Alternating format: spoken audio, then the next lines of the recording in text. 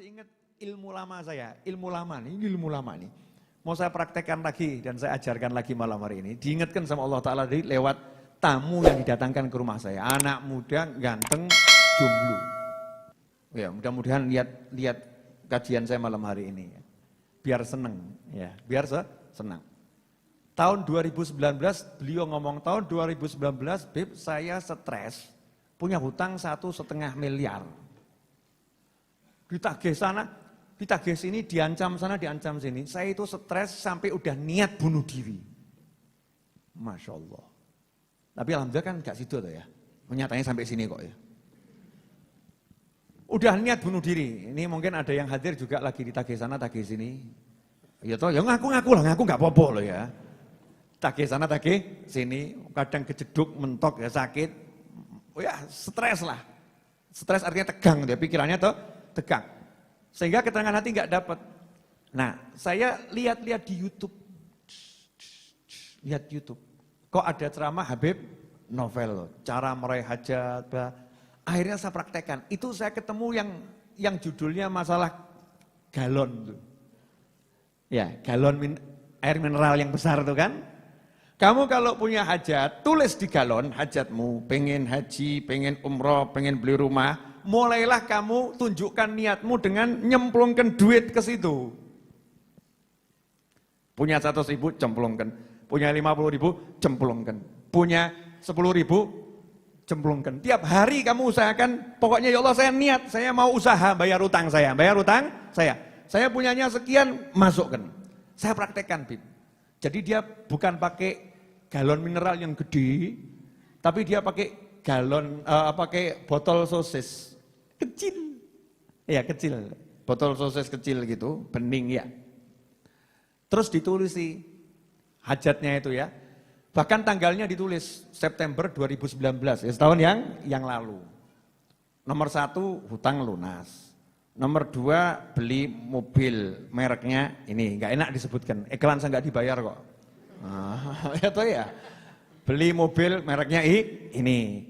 Yang ketiga punya tabungan 5 miliar. Yang keempat menikah. Yang kelima berangkat umroh. Tadi itu dia datang ke sini bawa wadahnya yang kosong itu, ada tulisannya dibawa. Bib, ya. Ini saya bawa sebagai saksi. Semua yang saya tulis di sini dengan mengikuti cara yang Habib ajarkan tadi, sungguh-sungguh minta nyemplungi saisonya itu dapat semua. Satu yang belum, Bib, nikah.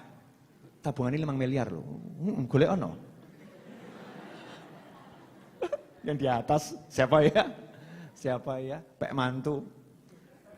Tabungan 5 miliar, rumah dapat, mobil dapat, ya umroh dapat. Modalnya gara-gara yakin minta sama Allah, usaha, niat betul, cemplungkan.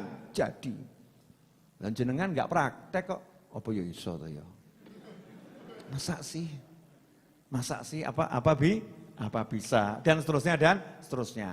Nah, mulai Jumat malam Sabtu ini saya mengajak Anda semua dan semua pemirsa mulai nanti cari lodong atau apa terserah, botol atau apa tulisono. Sing apik-apik. 1, niat. Punya duit banyak, senangkan ibu pengen punya mobil, beli mobil untuk ibu misal gitu. Ya. A B C D tulis semuanya. Terus ya tenanan, tapi ojo ketok kebak terus tergiur. Orang gue bayar utang tuku sambel. Tuntaskan dulu hutangnya, ya tuntaskan hutangnya. Nanti akan selesai. Kenapa? Karena disebutkan siapa yang niat membayar hutang, Allah yang akan melunaskan hutangnya. Allah yang akan melunaskan hutangnya. Allah loh, bukan usahamu, bukan kemampuanmu, Allah. Kalau udah Allah yang melunaskan, berarti Allah yang ngurus. Nanti Allah akan kasih ide, Allah akan kirim orang, nanti Allah akan bereskan, dan seterusnya, dan seterusnya. Jelas semuanya? Alhamdulillah. Udah 30 menit saya berbicara. Betul Habib ya? Betul. Dan Habib Muhammad kesian, duduk di pojok itu seperti orang bagaimana gitu, saya nggak enak. Gitu. Kiko Habib Muhammad nih. Biasanya kita kan duet di podcast-podcastan ya Habib ya. Udah tonton podcast kami berdua yang terbaru, mertua vs menantu. Nah, saya nanti berikutnya ada suami vs istri. Suami lawan istri. Problematika suami lawan istri. Oh tadi ada yang datang juga curhat masalah istrinya begini. Ya, di WA ada juga yang curhat suaminya begini.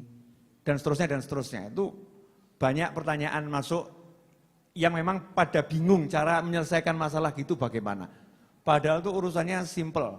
Ya, simple. Terakhir sebelum saya tutup, saya mau kasih satu ilmu lagi dari Habib Umar bin Muhammad bin Salim bin Hafid. Jadi saya malam-malam itu mau lihat channel YouTube saya, muncul siaran langsung Habib Umar lagi malam Jumat ceramah di pondoknya di Yaman sana, di Darim, Darul Mustafa Darim, ceramah. Saya lihat, begitu saya lihat Masya Allah, dapat ilmu yang banyak.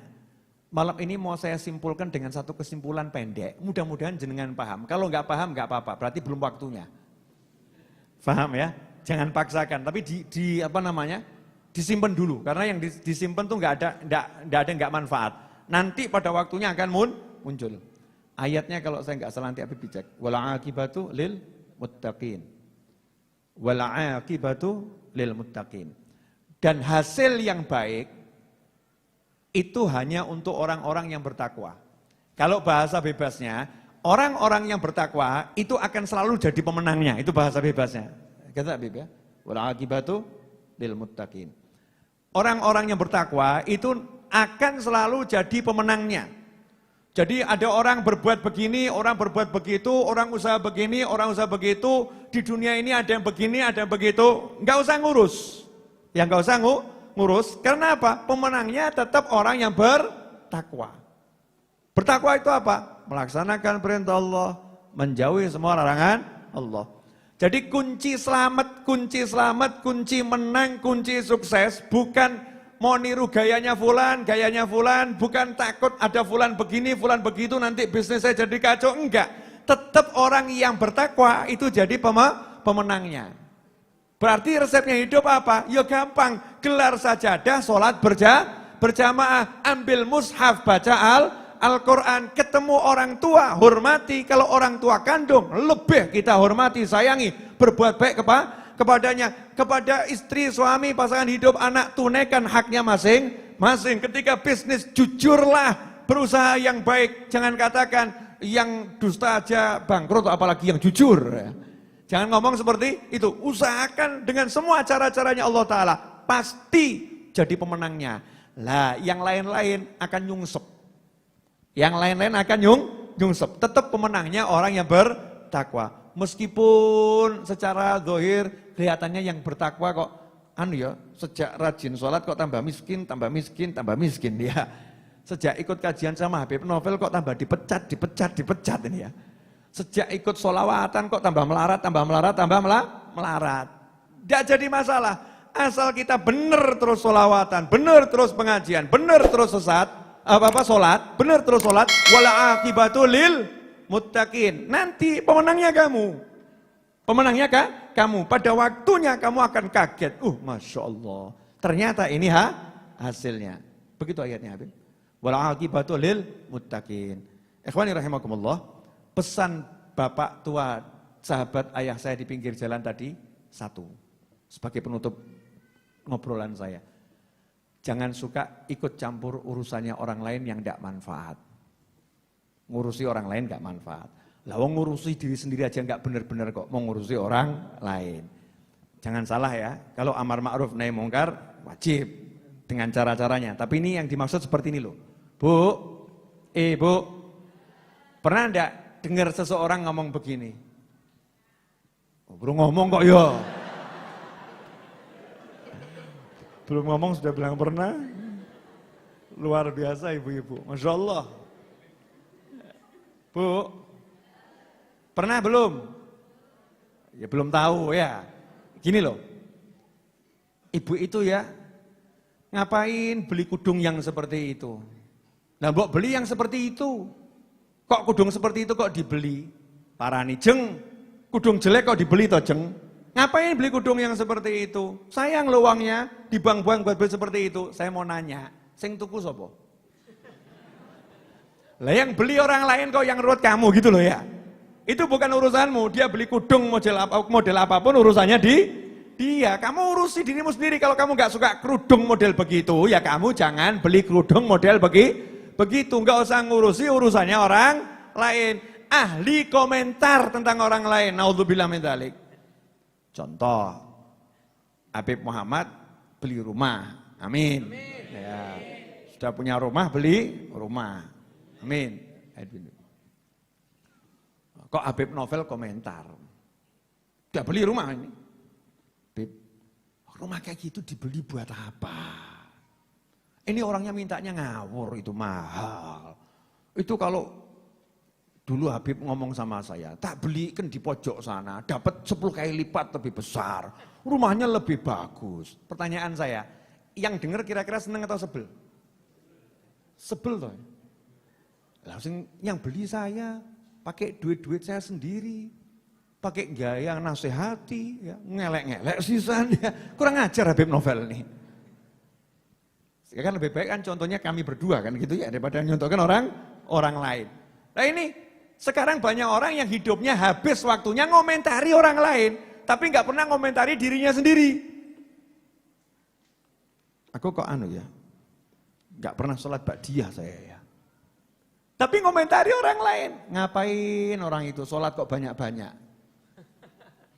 Ngapain dia sholat banyak-banyak? Kan lebih baik waktunya habis untuk bercanda sama istrinya, bercanda sama suaminya, bercanda sama anak-anaknya. Kan lebih bagus waktunya buat seperti itu, daripada dia sholat banyak-banyak. Nah ini yang ngomong begini, yang nggak bercanda sama suaminya, nggak bercanda sama istrinya, nggak bercanda sama anaknya, nggak sholat banyak-banyak. Tapi apa? Ahli komentar. Naudzubillah min dzalik. Ini harus kita buang sifat begitu. Kadang kita nggak sadar di diri kita ada seperti itu. Itu ada salah satu, saya kalau suka telepon ke Mas Wahid kadang muncul seperti itu. Kalimatnya di nada tunggunya itu loh ya. Telepon Habib Muhammad kadang juga nada tunggunya seperti itu. Kalimatnya kalau nggak salah begini.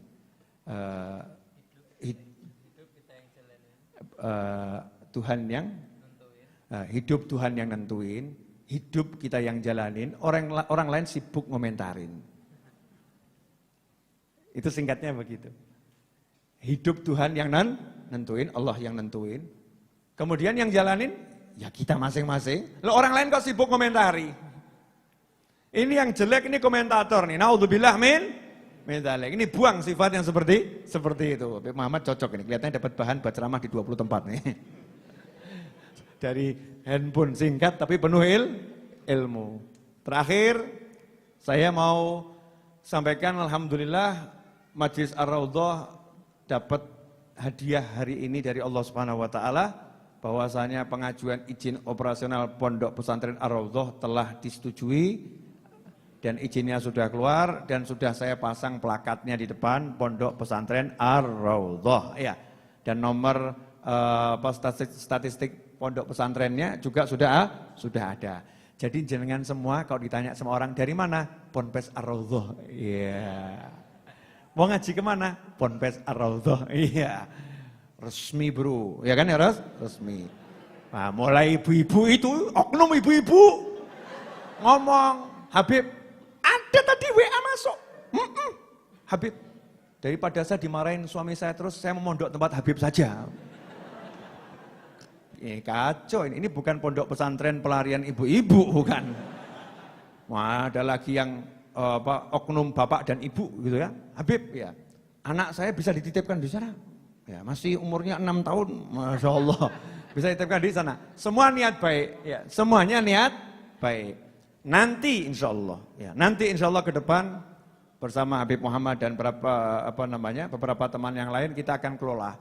Tapi saat ini yang akan kita fokuskan adalah nanti kalau COVID-nya udah betul-betul bisa berdamai ya, santri weekend-nya dimaksimalkan, kemudian saya akan membuat fokusnya santrinya adalah mahasiswa-mahasiswa yang ada di Surakarta dan sekitarnya. Jadi beliau-beliau bisa kuliah, tapi juga bisa belajar di pesantren dengan kurikulum yang udah kami sesuaikan dengan kurikulum dari Darim, dari Siwun, dari ulama-ulama negeri asalnya Wali Songo.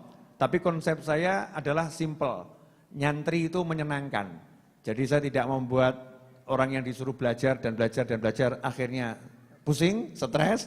Tapi kita mau yang asyik-asyik saja, tapi insya Allah nanti ilmunya manfaat. Nah, terus kalau selain mahasiswa boleh ikut nggak, Bib? Boleh. Ya, jamaah Masjid Ar-Raudhah nanti boleh ikut. Syaratnya ya ikut jadwalnya ya, datang di jamnya. Lah kalau bolos 10 kali ya pecat. Iya, maksudnya bolos-bolos terus gitu. Ini kalau udah yang ikut pesantren harus disiplin. Kalau pengajian kan umum, tapi kalau ikut daftar jadi santri nanti ya harus disiplin. Bayar enggak, Beb? Enggak, gratis. Pokoknya Ar-Raudhah itu full gratis. Duitnya dari mana? Ini punya orang sugih segini banyak kok. Teman-teman saya ini kan sugih-sugih. Itu kalau Jumat itu, Habib Muhammad, tahu kalau Jumat itu Pak Subakir kan ngasih laporan sama saya. Bib, ini hasil kotak amal dan hasil jualan buku. Itu laporannya langsung 2 triliun. 2 triliun, tahu enggak 2 triliun? 2 juta.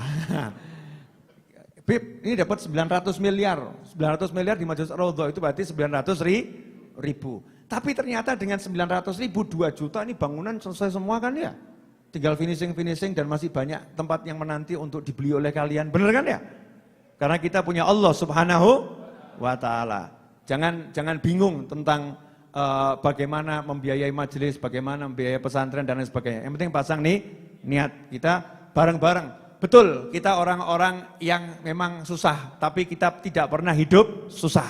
Nah, betul, kita orang yang nggak punya duit, tapi kita nggak pernah nggak punya duit karena kita punya yang maha punya duit. Betul, kita ini memang lemah, tapi kita nggak pernah lemah karena kita punya yang maha kuat. Betul, kita ini memang bodoh, tapi kita nggak akan pernah jadi bodoh karena kita punya yang maha berilmu. Itu prinsipnya orang hidup di jalannya Allah Subhanahu wa Ta'ala. Jelas semuanya? Siap nyantri? Wah, kayak aneh. Siap, amin insyaallah. Bu, siap masak kan? Tanya, Ibu siap masak kan? Siap. Masaknya di sini, Bu, nggak di rumah masing-masing ya. Makasih banyak, jazakumullah khairan. Doakan ya. Doakan, insya Allah ini sekarang kan bulan September ya. Insya Allah paling tidak di akhir September atau di awal Oktober sudah beroperasi untuk dunia luar. Saat ini kan hanya untuk teman-teman yang tinggal di sini ya, untuk teman tinggal di sini. Nanti bulan September akhir atau Oktober insya Allah pondoknya sudah saya buka untuk dunia luar dengan jumlah terbatas ya, dengan jumlah terbatas. Sifatnya masih santri kalong mengingat adanya COVID-19 ya. Biar dari rumah masing-masing datang di jamnya pengajian, pakai protokol kesehatan, setelah itu pulang kembali. Bu, mau marah-marah lagi atau sudah cukup? Jadi kalau suaminya pulang jam 12 malam didiamkan atau dimarahin? Pak, dinengno loh Pak.